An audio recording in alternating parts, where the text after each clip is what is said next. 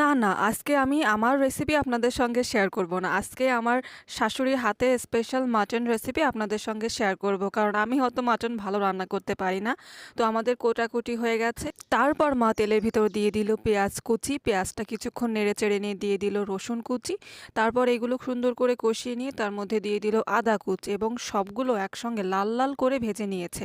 পেঁয়াজ, রসুন আর আদা এগুলা কিন্তু লাল, লাল করেই আপনাকে ভাজতে হবে। এরপর মা মাংসগুলা দিয়ে দিল ওর ভিতর।